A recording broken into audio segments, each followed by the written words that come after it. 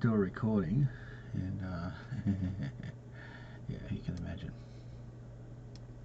Alright, so in this particular case, we established last time that the output of a dot product was a scalar or a number.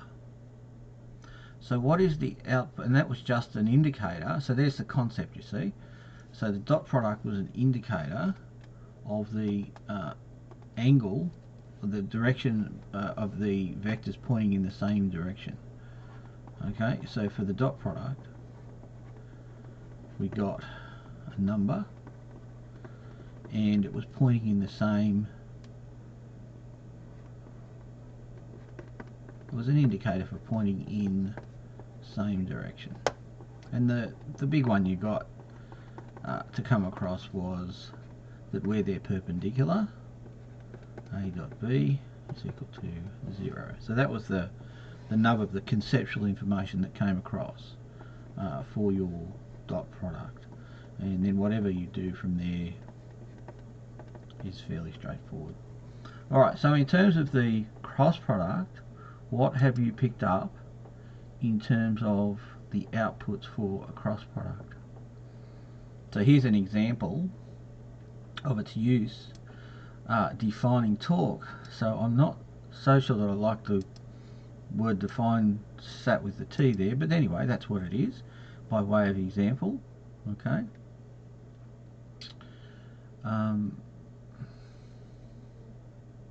And then the right hand rule's given, so I'm assuming that there was a little bit of a demonstration of the right hand rule. So if you take your fingers and you put your right hand up, you put your thumb up and your forefinger out and your middle finger, you get this plane idea. Okay, so the engineers will be doing that in their other subjects as well. If you did physics school, you would have done that. Now if you curl your fingers to the right from A to B, and the shum shows the direction of A to B, so that field is those fingers, the field curling around. That's that curling around idea. So the fingers are curling around perpendicular to the direction of the thumb. Okay. And so then there's some length information there. So in a way, I've asked some basic question about what the cross product does, and have you gleaned it from this reader? I guess that's an important part, isn't it? Have you gleaned it from the reader?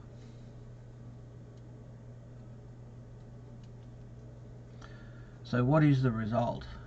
We get a vector, not a number. So that's the first difference with the dot product. Okay.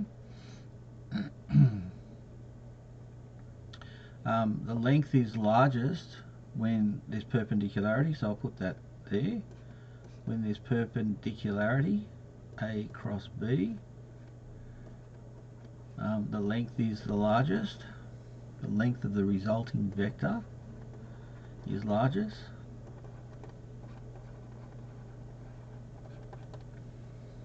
And when theta is 0, what would the cross product be? It's also 0. 0, yeah. Yeah. So when the theta is 0, the cross product length is 0. So a couple of little outcomes there that are kind of helpful. So we're finding a vector. Now what is it about the vector and the length that's helpful for us? What is this? What's the significance of the length? The length of that vector. It tells us the magnitude of the force. The resultant, yes, but it's also related to these two guys here. What's this one here? This is the area of these two, isn't it? The area of the triangle. So if you look at this, it's related to the area. Okay, so the length of the vector indicates area. Now how do we get so there's a lot of ideas in the cross product. How do we get a length of a vector? We have to take the vertical bars, don't we? So that's why the vertical bars are here. The cross product by itself, we're still working on what that means. I mean, we've got a couple of ideas, but when we take the length of the cross product by taking the vertical bars, that's giving us the area. Okay, so that's another little thing that crops up. Okay, taking the length. But still, before we get to that, I just wanted to get to what is the nature of the vector that is the result of the cross product.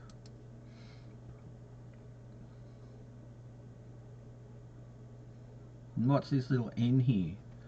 What's this little n here? Who can recall what n with a hat on top looks like? It's not statistics, it's mechanics. So what's n with a hat on top in mechanics? Like a normal vector? Yeah, with a hat it usually means the unit vector, doesn't it? Okay, so Oh, n yeah. is a unit vector. No, you're right. Perpendicular to both A and B. So that's where it gets a little bit showing you your right hand rule. Okay.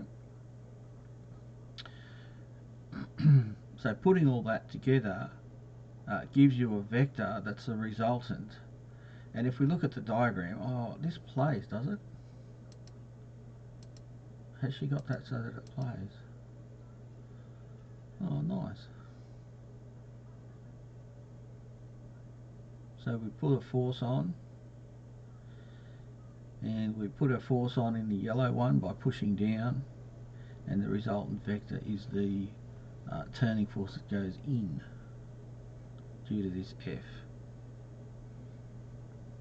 Okay, so the torque itself, probably not a bad example, results in this forward progression of the screw thread.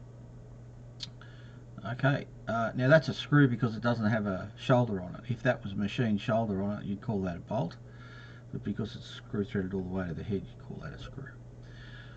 Alright, so hopefully we've got the idea there. So our vector is going to be the result of the forces that are applied, and then there's a resultant turning force that depends on two things: the length of the spanner, which is just the radius, and the component F that is perpendicular to R. So there's our force vector. So we only get the blue one by the workout. We have to do some more work if we want to turn that around. And the more work to be done is the torque. So that's why using an example sometimes can be a bit confusing, because we're generating the F, but to get the torque we've got to apply the sine theta and the rest of it, the radius through the sine theta. So it's interesting the way that works out. So let's have a look at this example.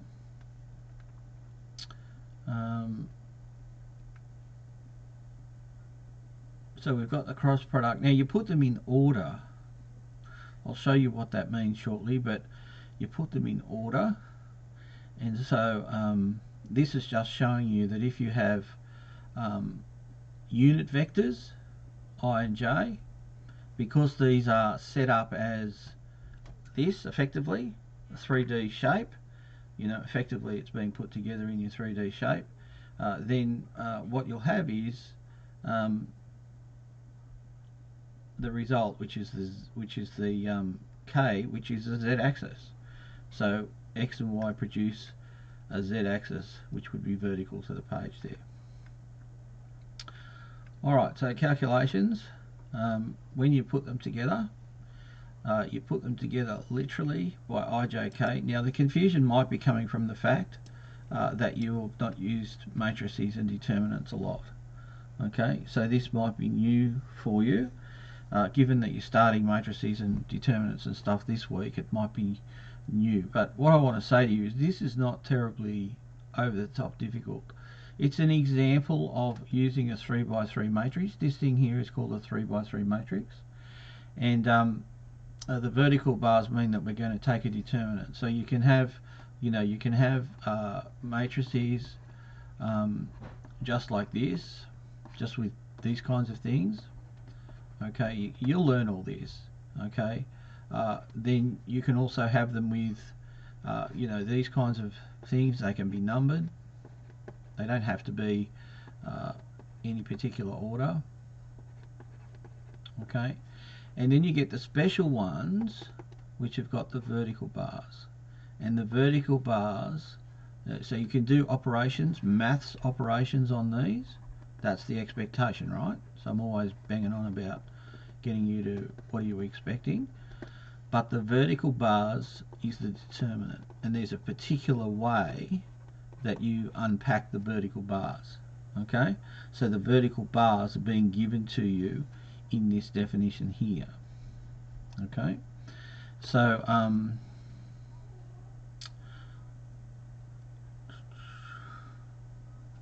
alright, so let's do that. Let's see how that unfolds. So if I'm given two vectors, sorry to go through this way, but I just feel that if I don't, something will get lost. If we get B and we do this, now this is very important, because if I come along and say A cross B, this will not be the same as B cross A. You'll need to think about the order. So order is important.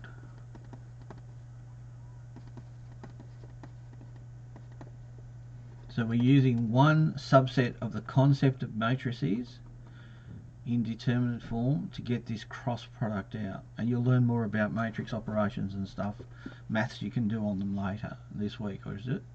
Alright, so order is important. So when we come to set up our A cross B, what it means is that we put our vertical bars, we're going to do a determinant feature, we're going to put our I vector, literally, J vector and K vector.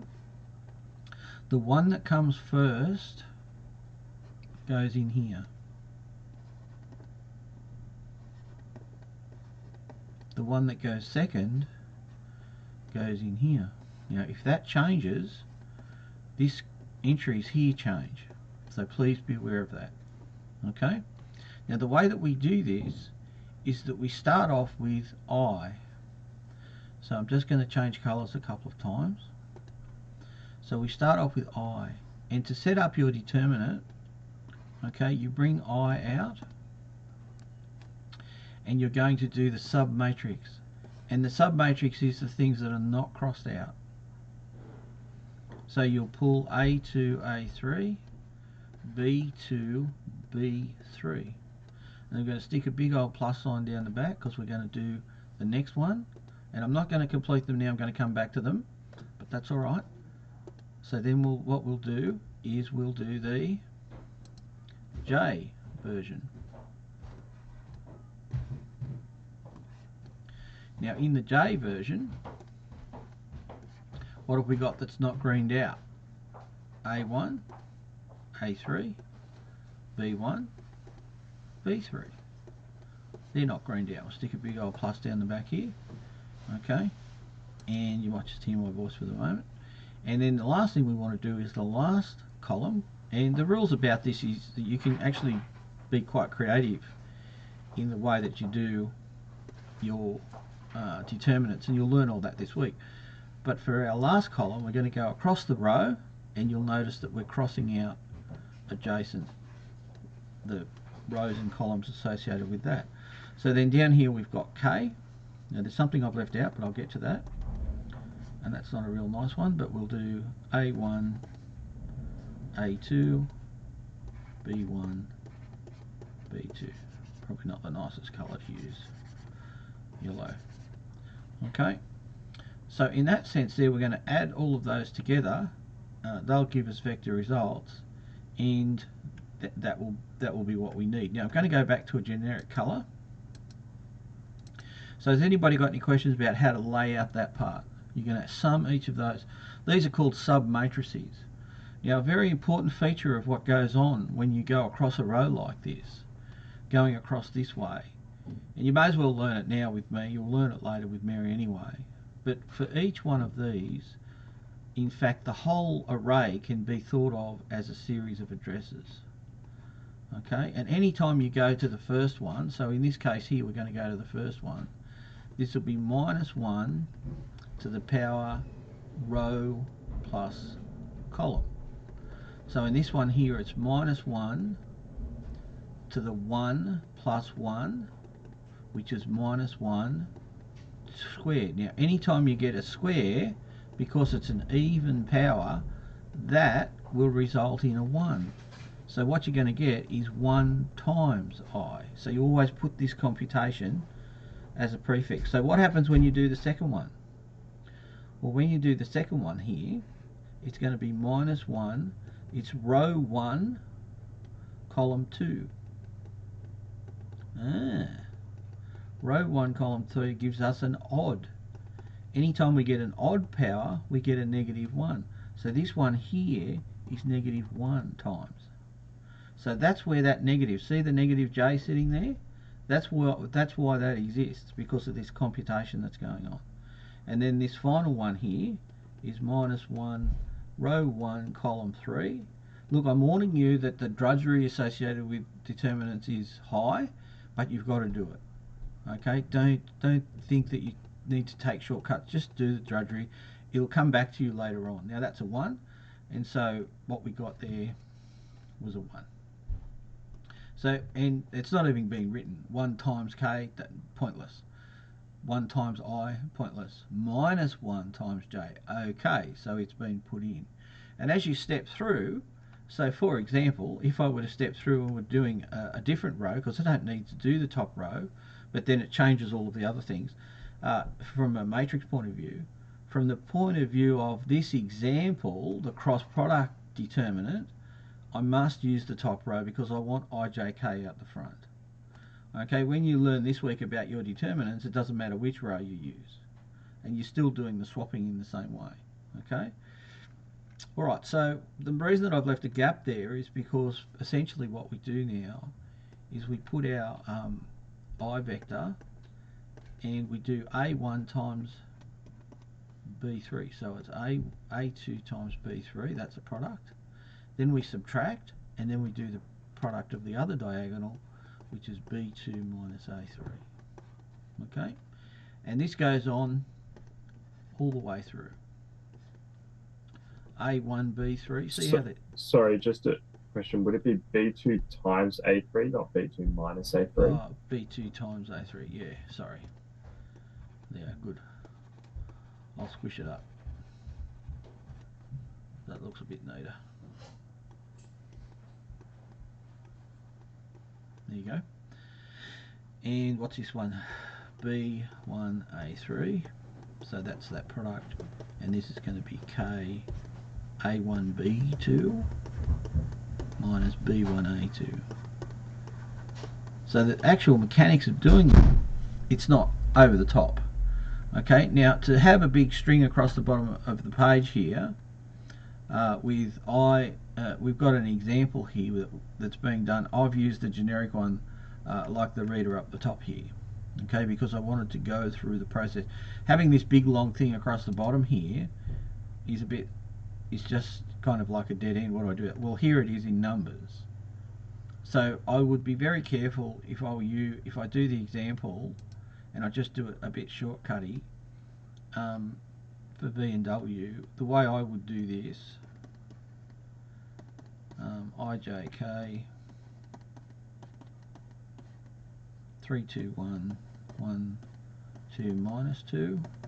So I'd have my I because I know that's going to be 1, and then I've got the 2 times, I put them in brackets, okay, and then 1 times 1, because it'll change the result, and getting errors out is a pain.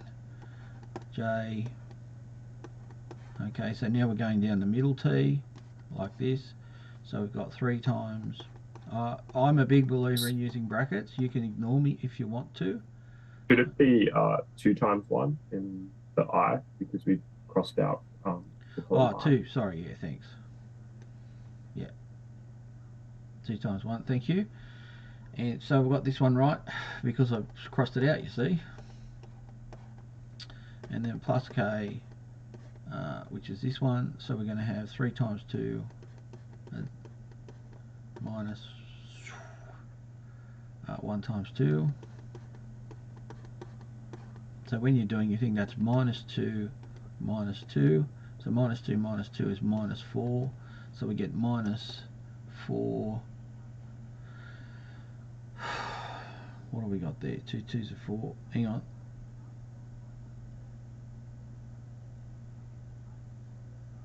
Yeah, 2 times minus 2.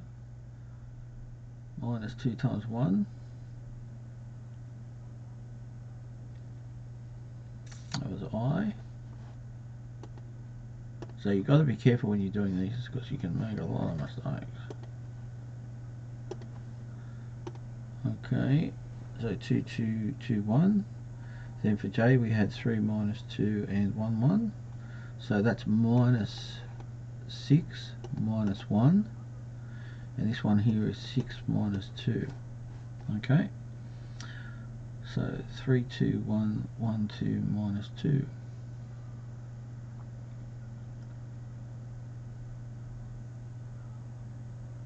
Ah, 2 2s are 4. So minus 4 minus 2 is minus 6. So minus 6i. Then minus 6 minus 1 times minus gives you a plus. And so I've already done that, is 4. Okay, so you've got to be extremely careful. Use your brackets. Take care. I cross them out. If you rush with the determinants, you do what I just did, make a silly mistake. Okay, and it's just simply not worth doing.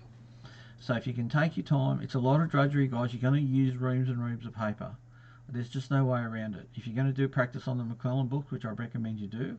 Now, a big part of engineering, you've never seen this in your lives, right? So have this brought to your attention, unless you came from interstate where they do matrices.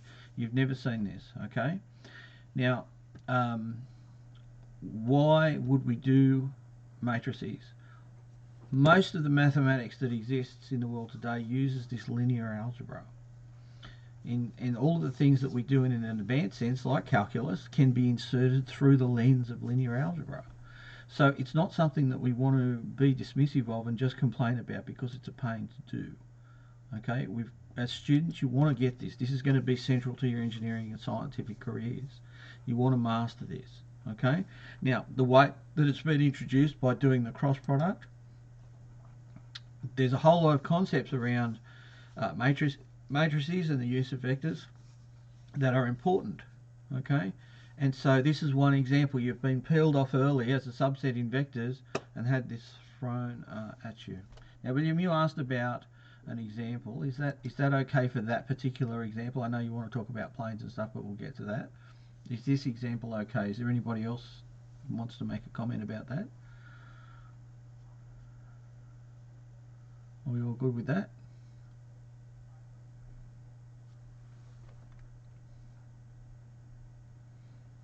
So just getting the vector is one thing, and then getting the mechanical idea, the mechanics idea attached to that is another thing altogether. Okay, so when you come back up here and you're working out your torque, all we did was work out F. But you still got to do your R sine theta n. Okay? Alright, so that's why we're here, mate, for it all to make sense. Okay? Alright, so no matter how well something's written, and this is written beautifully, and I'm guilty of the same thing, I write things the new way it's being done instead of just posting a PDF.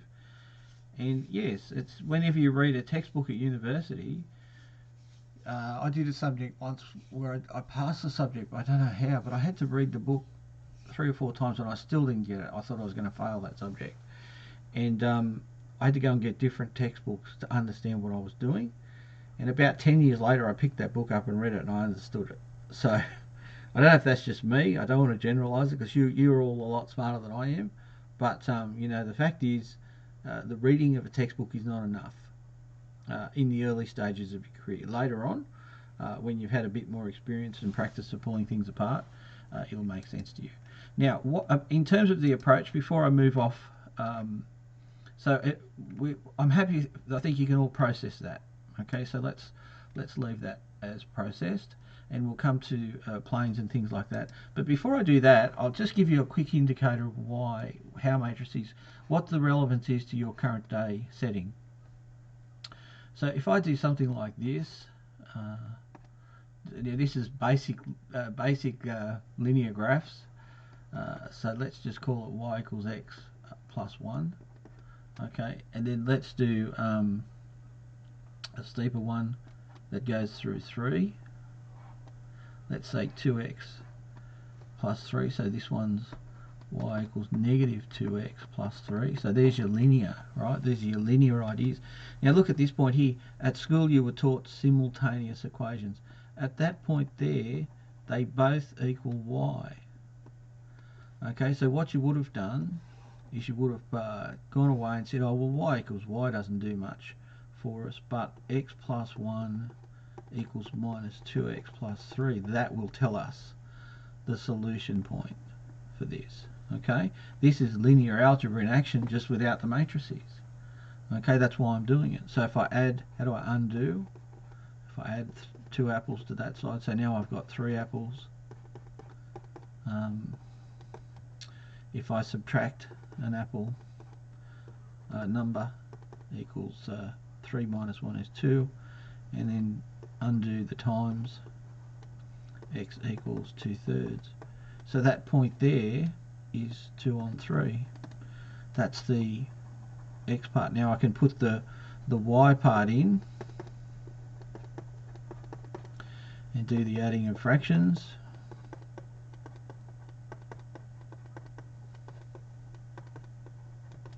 To get the 1 and 2/3,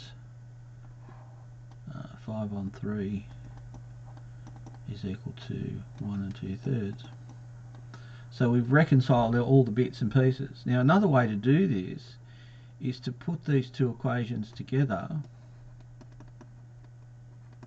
and this is where it's new information. Now if you went to school in Western Australia or you studied the national curriculum, this would be a bit more sensible. So I'm going to put the x and y's on the same side, just by undoing.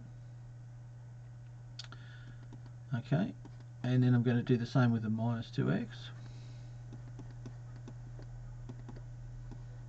Now that's not really what we want to do. So what I'm going to do, and this word will come up, and that's why I'm teaching it to you now. You're going to augment, that's a system of equations drawn in a way that's unfamiliar to you. That's what this week's work is about with Mary. And all we're going to do when we augment is take the coefficients.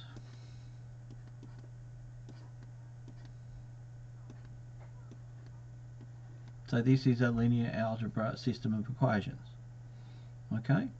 So what we can do manipulations to get this out, if you like. Okay, so one of the things I think I'd like to do is I'm just going to randomly swap them because I can.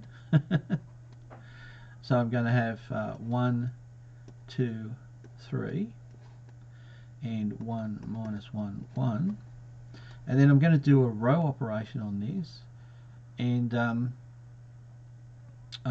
going to take away, I'm going to target that guy, so listen carefully. He did this in the Know How sessions, and he particularly targeted that. Okay, so there's a reason. Everything you do in linear, when you do it with this week, you'll look at it and you'll think, why do we do that? There's a reason. Okay, so what I'm going to do is I'm going to say row 2 and row 1 is going to become row 2 subtract row 1. So I go along, I'm not changing row 1, so it's staying the same, and the result of my subtractions will be 1 minus 1 is 0. So 1 minus 1 is equal to 0. Minus 1 minus 2 will be equal to negative 3. And finally, 1 take away 3 will be equal to negative 2. Now, when you get that, that's one step. Okay? It's one step, but what that tells us is that we can now, if this was the x column and that was the y column, we can write this as minus 3x is equal to minus 2. So at this point here, what we can do is we've got sufficient cores to rebuild. I call this a rebuild. Okay, and rebuild the equation. Now if we divide it by -3 both sides, look what we get. Dun, dun, dun. We got the same as the simultaneous equations. So it seems like a lot of rigmarole when you could have just done simultaneous equations, but this is what you'll be learning this week.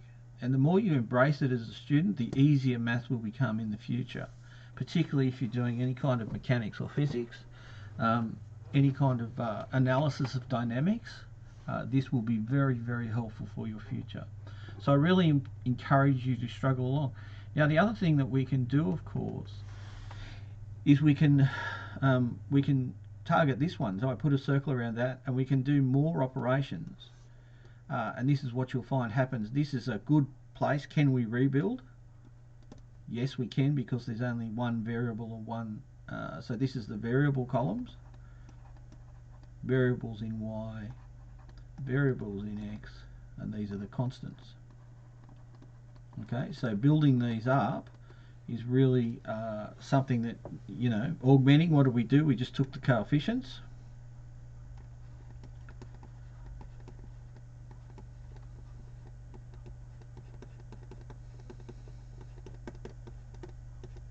Okay, so we put the coefficients down and we had this lovely augmented matrix, and then we proceeded to do work on it. Now you're going to learn a lot about that this week, so bear with it. Okay, it's new, bear with it, and I think that's an important thing to do. Now listen, if I go ahead here and I just do, as I suggested, the row operation targeting this one, I'm going to take row 2 and I'm going to divide row 2, and you'll learn all of this, by -3.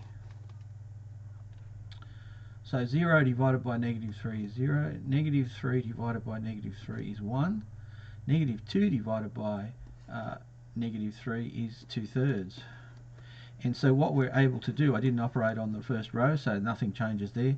We can actually see that that's x equals 2/3, reading it straight off. Now where this becomes powerful is when you start to do this in your computing, in your modeling of systems. This is the beginning. So at the moment you're kind of thinking, don't know if I like matrices. Love it. It's you know, you talk about big data, you talk about rocket science, you talk about analysis, you talk about dynamical systems. This is it. You've got it. These are the answers. So bring them in. Now the final step I'll do, just to show you that we could read that off, I'll target this guy and we'll get an unusual version, and all of this is just about being a long way teacher. So what I'm going to do here is I'm going to take row 1, and row 1 is going to become, and this is the beauty of following the procedures, is going to become row 1. This time I'm going to take away 2 lots of row 2, and it'll become apparent why. Okay, so row 1, I've got 1, take away 2 lots of 0, so that's 0, so that's just going to stay as a 1, so that one won't change. Tick. 2 is going to be take away 2 lots of 1, that's -2, 2 minus 2 is equal to 0, so that one's going to become a 0, so we're going to get a funny looking array. And finally 3, take away 2 lots of 2/3, is that right? 3's on top, mate. What have I done there? 3 minus 2 lots of 2/3, yep. So we've got 4, so we've got 3 minus 4/3, so just doing the long way thing, 9/3 minus 4/3, 9 minus 4/3, 9 minus 4 is, oh, that seems to be familiar, wasn't it? Which is 1 2/3, which was something we said before. So when I do it this way, 1 0 5 on 3, 0 1 2 on 3. So that's a completely reduced array. Why? is equal to 5 on 3, and x is equal to 2 on 3. Now that's essentially what you're going to be learning this week, in a nutshell, just like that. Okay, and if you can cogitate on that and think about what's happened, what you learn this week in matrices will be digestible. Okay. All right. So hopefully now that's sort of joined together this topic that you're learning this week with what you did in high school. Okay, in a roundabout way. Now they do this in certain states. They do a little bit of this matrix behaviour and going beyond just simultaneous equations, because I know a lot of your heads might have dropped when you saw simultaneous. Oh gosh, really? Okay, but this is how we do it with the matrices, and it gives us much more power. These things can change considerably. All right, let's move on to this one. So we're looking at now these, don't feel bad about this, okay? Equations of planes get people, okay? The equations of a plane, they do get people. So here's your linear algebra. So this one's not so bad. Mx plus b, okay? We've got a plus 5 intercept and a minus 5 on 2 rise over the run. I'm hoping that's got a minus 5 on it. Yeah, it's got a minus 5 there where my arrow's pointing. So that's your standard year 10 fare. Okay, what we do then is we put it in 3 dimensions. Now the only thing that I'd point out there is that's got a z on it, so that should be y and z. The equations in terms of what that little z there should be an x, because that's y and x. Then if we think about that line across there, the line that I'm pointing to, that's that line laid down. There's your y and x, you see. So that line is now flipped down. That bottom edge of that pane, that window pane, is that line. Okay, and so it can represent a plane. Now in this case the plane's only going from 0z to whatever that top value is, z, but it could be an infinite mirror, if you like, an infinite wall along 2, 5. Okay, so there's always an association or an attachment with these. Okay, and then finally some other parts of the diagonal of this cube. This could be a diagonal of a cube. Okay, so what do you think the general equation? It's very hard. It's a very hard question to answer. Okay, so for our general equation, and look at this word please, this is the one I want you to take notice of, because what I've been teaching you in these sessions is forms of equations, forms of things, they change. This is very, very important here. Okay, now again, what we're doing is we're looking at an example to help us understand this equation. Okay, and so we're starting off with an example without too much more discussion about this. Okay, we're just diving straight in like we did with the cross product.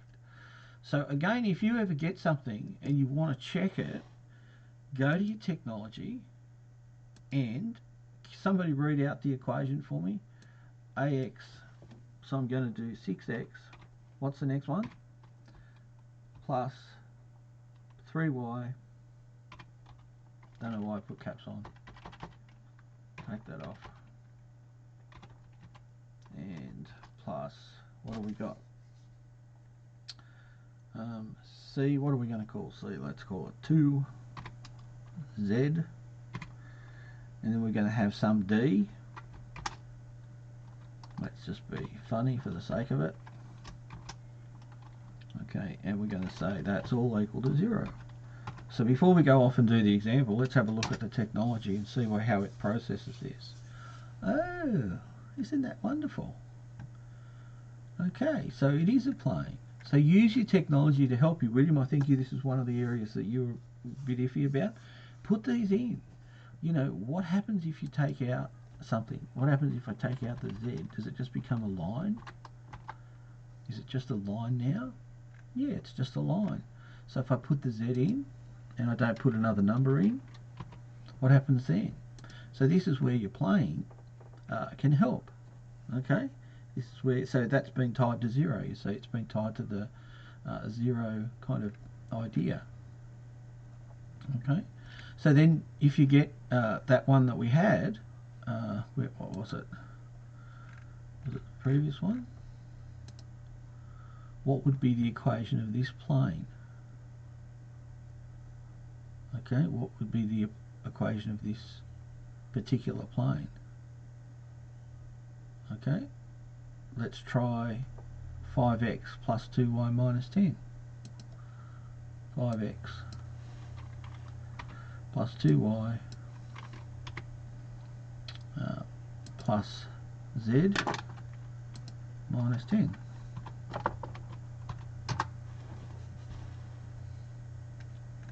Oh, it's looking pretty good. Now the axes are all moved around, and obviously you've got to spend a bit of time recognising that's x. So it's going from y, sorry, x is 5 down to 2. Y is here on this edge, although this you can manipulate how the plot comes out, but I'll leave that for you to figure out. Okay, so everything that you get, and this is the beauty of the power of technology, which you'll be using in your future careers anyway. Just use it to help settle the thing in your mind. Okay, just use it to settle the thing in your mind. That's all I would suggest. Now the Z obviously is about 0. I'll leave you to play with those. Alright, so going back to, now we've discovered a little bit about that. Okay, then we can have a look at the example. So in the example, it just assumes that you understand that when you have a plane, you can do things with it. And in this particular plane, what we're doing is we're looking for a vertical that's going to stick out. So there's the plane of my hand, and it's going to stick out like that. So wherever the plane goes, there's going to be this perpendicular thing. So you can imagine that moving around in space, representing anything you like in terms of mathematical modelling. Okay, and that could be your relationship between the plane at that point and its vertical. So we define that with the normal vector. So the normal vector, what's the information there that's pertinent? The normal implies what? When we use that word in mathematics, what does normal say?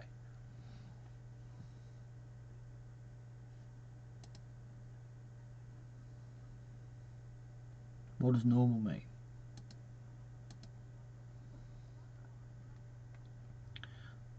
That's interesting, isn't it? Like, it's like this whole vocabulary. So it means it's at right angles, it's perpendicular. So normal, you can write a little note. Normal just means perpendicular. So we're looking for a perpendicular line off a plane. So if we did that one previously, and we think about what the plane would be, okay, and a perpendicular would be going out this way. It'd be a bit harder to draw, wouldn't it? Okay, but it'd be perpendicular. And you can do all of this on technology as well. So the normal's just perpendicular to the plane. This one says find the equation of a plane. Really? So we know we've got a point A, which is just at the edge there, right? A point A, and then we've got this normal from point A.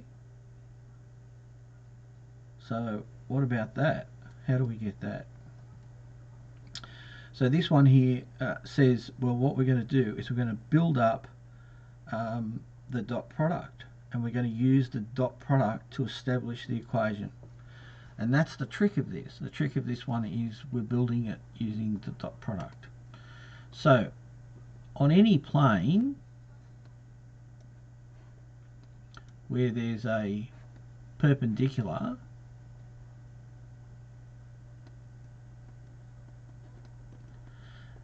this perpendicular is forming an angle with a line on the plane at the point, and so the dot product between those, whatever they are, is equal to 0. That's going back to our knowledge. The perpendicular is 0. So the normal will always have this feature. And so we use this information to generate an equation in component form to help us get the equation of this plane. And that's all that's happening here. Okay, so we've got that information. Alright, so if we're going to do that, we're going to take this normal vector, okay, which is perpendicular to some vector AP. Now I did this with you last week, anticipating that this would come up. Okay, anticipating that AP would come up. How do we process AP? Well, if you recall, I said you take the outside one and you subtract it. Now here we are, we've gone to a university abstraction and we're doing AP, but we're using pronumerals. Dang. So you go to P, X, and you subtract the equivalent 1. You go to Y, you subtract the equivalent 4. You go to Z, and you subtract the equivalent 5. So this is the vector AP. So maybe this was part of the knowledge that was a bit confusing for this type of thing, because hey, where did you get that from? Well, we kind of did it. We did it when we did this bit. Now that didn't jump out at you last week. It's all right. I did do it last week. You can look it up on the vid, but I've done it again here now for you.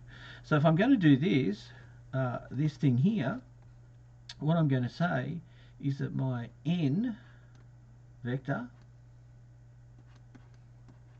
and I'm really just repeating what's there, is dot producted with my AP vector, which is now this funny looking thing. And I didn't put it in braces, but you can do that if you want to. It's good to do when there's negatives. And that is 0. Now, how do we do the dot product? What's the turn of phrase that I gave you last week? We do sum of products. Okay, got all these things you've got to learn in vectors to get them to come out. Okay, so we do sum of products. Okay, so what we're going to do is the product. So we've got -1. Now I will use brackets, and we're going to sum that. That's the sum part of the next one.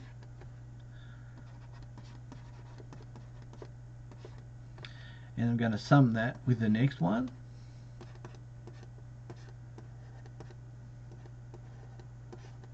Okay, and we're going to end up with a number. In this case, because our number has pronumerals in it, still a number. Oh, and not only that, the number is the equation of a plane because of the presence of the pronumerals. So see how convoluted it gets? I don't think that's overly complicated. It's just that it's convoluted. Okay? So if we go through and do all this stuff now, we'll do all the expansions and see what number. Let's do a demarcation there because that's our number. Our number has pronumerals in it, and because the pronumerals aren't going to get edited away anytime soon, we're just going to end up with a number that also doubles as the equation of a plane. So we've got -x plus 1 plus 3y minus 12 plus z minus 5. Just grouping everything together, we'll get -x plus 3y plus z minus 12 minus 5 is minus 17, plus 1 is minus 16.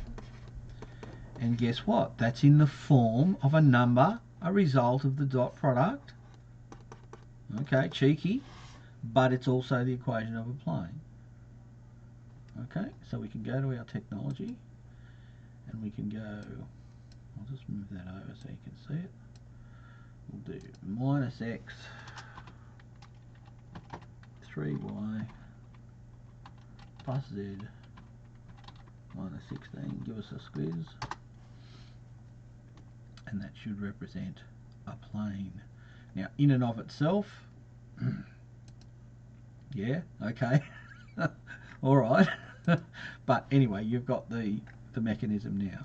And what was that question all about, by the way? It was a question that said find the equation of a plane. Okay, find the equation of the plane. You had to use the dot product. The dot product gives you a scalar, which is a number, but because we used a point with pronumerals in it, we ended up with a number that had pronumerals in it, And those pronumerals together with those other things told us the equation of a plane. Okay, so being very tricky with this last week.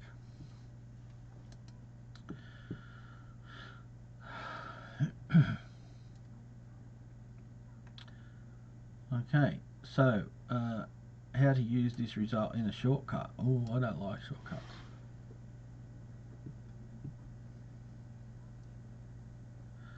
I don't like shortcuts. I'm doing all the work, guys, so are you. Alright, I don't like shortcuts. That's anyway, that's for you to go through. Okay, now here's the one. Let's do this one because I like this one. Find the equation of the plane that contains 3 points. There they are. M, G, and J. What's the plane? What's the equation of the plane? Wow. The vertical, and I don't know if I wrote that in, did I? I think I was a bit, I'm very naughty. Oh, I drew it. Maybe that's why I thought that. Okay.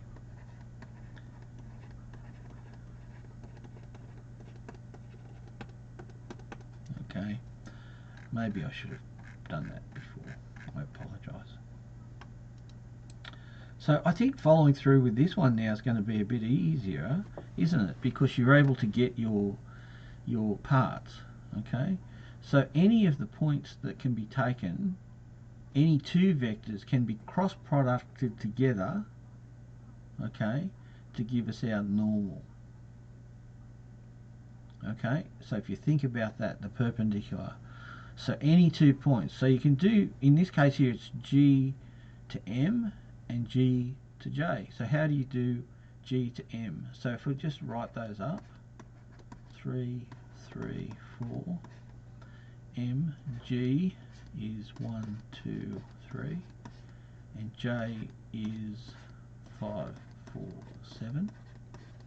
Okay, so we're going to do G to M as a vector, so we go to M. So we're going to pick out 3, and we're going to subtract the equivalent, which was 1. Then we're going to go to 3 again, because that's the second one. 3 is and it's 2. And then we're going to go to 4, and we're going to subtract 3. So we've got a vector G to M, which is 2, 1, 1. So there it is. That's how they got that. Now that's very confronting because I know that's a puzzle that pops up for people. Okay, which is why I did it. Alright, so G to J, same kind of idea. We go to J, we pick the first one, we're going back to G, so it'll be 5 take away 1. Then 4 take away 2. And 7 take away 3. It's a dottle now, isn't it? So now you know what to do. It's all a dottle. So 5 minus 1 is 4, which is what we want for you. 4 minus 2 is 2, 7 minus 3 is 4. And so there's our 2 vectors that we can do the dot product on. So let's find the perp, or otherwise known as N. And the order is important. Okay, the order is important in how we load up the next part. Okay, is going to be G, M, cross product G, J. So when we come to do our matrix, our determinant, how do we know it was a determinant?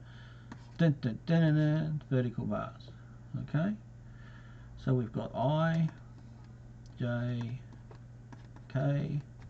Now we're going to do GM first, which was 2, 1, 1, and then GJ will come down this way, which was 4, 2, 4. And then we go off and we set about doing our relationship. So we've got I, because it's plus 1, we've got a submatrix of 1, 1, 2, 4. J is going to be minus J, cheating a bit doing that, but the submatrix for J is 2, 1, 4, 4. Correct me if you think I'm wrong. K will be plus, and the submatrix for K is 2, 1, 4, 2. Are you all okay with what I did there without hesitation? Okay. Are you all okay with how that unpacked? Could you just give me a yep? Yep. Yep. Do you need me to do the drawing of the lines and all that stuff, or are you all okay with it? You're allowed to. You're allowed to say now's the time. Okay, Mahex told me, Tate's told me, so William and Xing, are you okay with that? I think so. Okay. Alright, so just remember what we do is we go to the first one and we cross it out. So we're left with 1, 4, 2, 1. That's how we derive them. Okay? And then the next one, I'll just do it this way.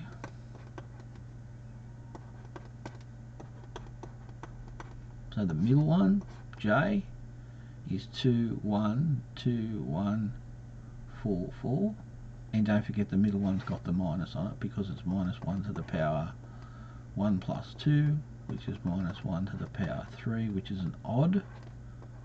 So anything with an odd will be negative 1 times J. And then finally for the K, it's the same idea. Okay, for K, it's going to be IJK.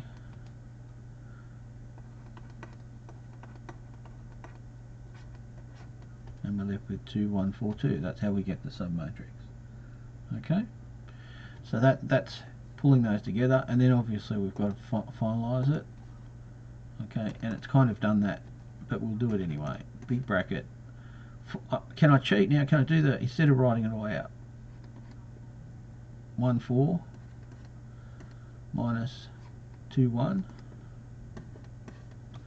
minus J. 2 times 4 is 8. 4 ones are 4. Sometimes you'll need to be very careful doing this because it's perilous. 2 twos are 4 minus 4. Oh, that's interesting. Okay, so there's no K component. So we get 4 minus 2 is 2, so we get 2i. 8 minus 4 is minus 4. Minus 4 times minus 1 is plus, so it'll become plus 4j. 8 minus 4 is minus 4. Minus times a minus is a plus. Isn't that minus 4? 8 minus 4 is just 4. Ah, thank you. Sorry. No, that's good. I'm glad you spoke up. We're a team. We're working together. I'm only human. 4 minus 4 is 0, so that's going to be 0. It's hardly worth writing. Okay. Now, so we've got the vector that's the perpendicular. The next step is the translation to the plane. Okay, so the translation to the plane is to plane please, vector to plane please, is now going to be written as 2x minus 4y, oops,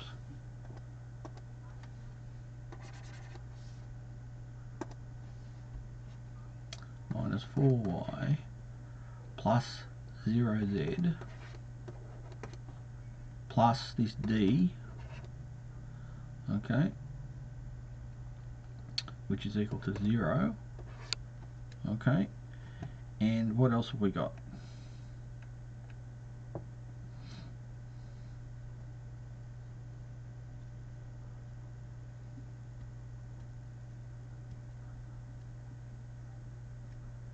So if we put the point in,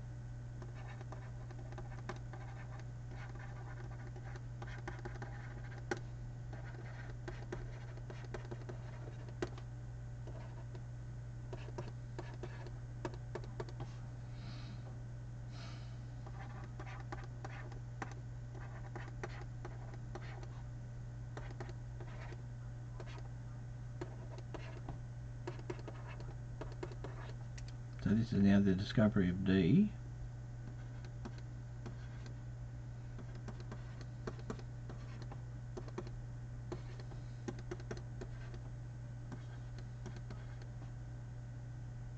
putting it over the other side, you get 6. So the equation of the plane is 2x minus 4y plus 6 is equal to 0. So that's the plane on which those 2 points sit. Now, what does that look like from our technology point of view?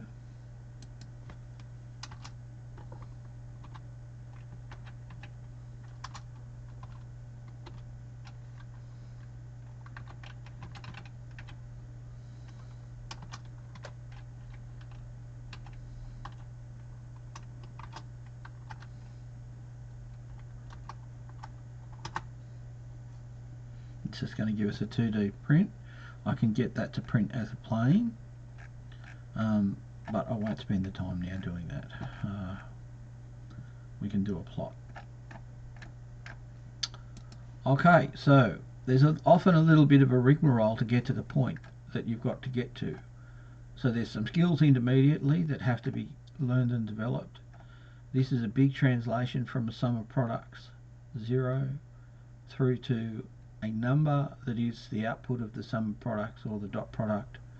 The number itself has pronumerals in it, so doubles as an equation of a plane. The next thing in finding the plane where 2 points are sitting is to do the cross products, and then we've got to generate the point-to-point vectors. The point-to-point vectors cross producted are then going to be used to develop our perpendicular. Once you go through all of that process, you get this vector, which is what we expect. But then we have to translate the vector into a plane, and we do that at a particular point, and so that'll get us the D. Okay, so there's quite a lot to do it. There's quite a lot to get it all out, but hopefully that all makes sense. In this example, do we need to use point G to get the final equation of the plane, or could we have used M or J and got the same outcome? The quickest way to answer that is to do it. Yeah, why not? So what point do you want to try it at? M. Sure, yeah. Yeah, at some point M. So using function notation, we would be 2, 3, minus 4, 3, plus 0, 4, plus D equals 0. So we're going to have 6 minus 12 plus 0 plus D is equal to 0. Look at that. Minus 6 plus, looking familiar? Therefore, D is equal to 6, and we got the same result. So you've answered your own question. Okay? So you can use it. You can use it either way. Does that satisfy your query?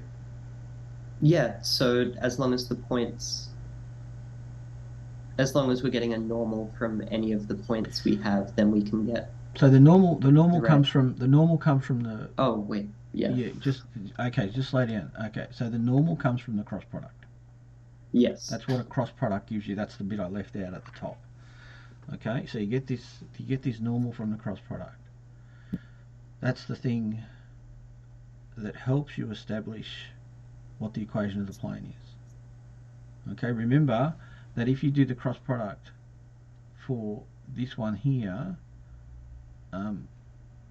it just gives you a vector. Then what we've got to do is go to a point and find out what the equation of this plane is, forgetting about the vertical, if you like. Alright, so just make sure that you understand the purpose of the cross product. So there's your points. You've got to get your point-to-point vectors. So your point-to-point vector was the vector resulting from this one. So I don't know if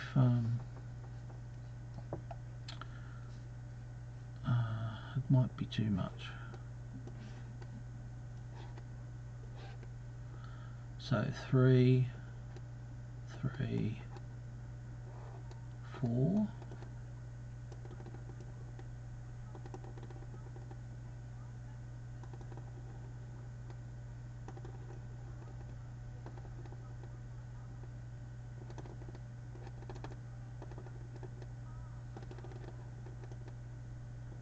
So that point there is M. So that's that vector. Okay, that's M. Now G is 1. I might just change pens. 1, 2, and what was it? 3. So 1, 2, 3. So it's pretty close, that's the only problem. That point there is G, and the vector we're looking for is G to M.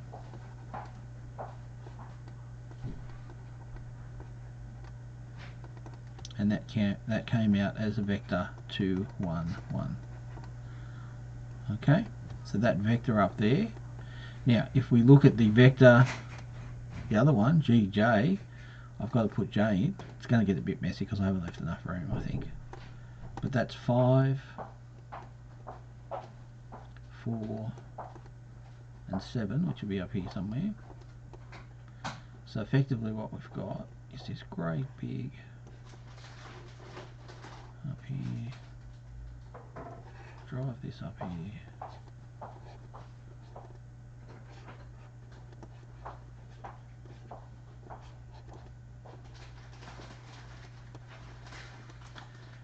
and that point there is J,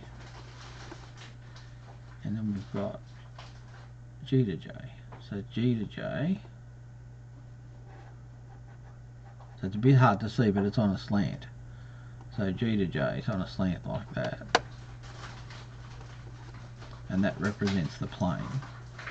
Okay, so just, you can play with the geometry if it's not clear to you what's happening, but this skill here is an essential skill, building up your points and then recognizing your point-to-point vectors and how to generate them. So that's an essential skill.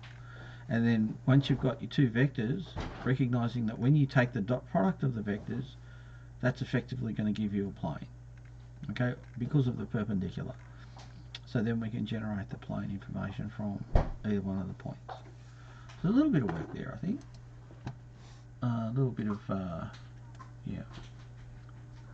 Okay, does that help William at all? Yes, that does, thanks. Alright, so the next thing we want to have a look at, I think, is everybody happy for me to move off that? I just assumed. Yep. If you're happy for me to move off the plane ideas, there's a lot of information there linking all of that together, isn't there?